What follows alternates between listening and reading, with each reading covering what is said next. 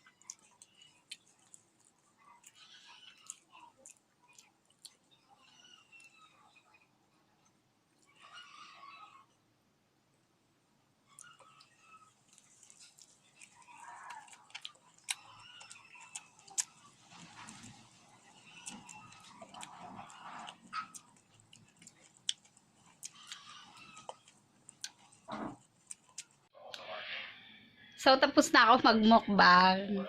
Apparently, something bad happened. So, hindi na video yung buong pagmukbang ko, pagkain ko. So, hindi ko alam kung nakurap yung file o nakalimutan ko na siyang i-video. So guys, thank you for watching. I just wanna let you know na naubos lahat ng food. Yes. Naubos siya. So thank you for watching. Bye!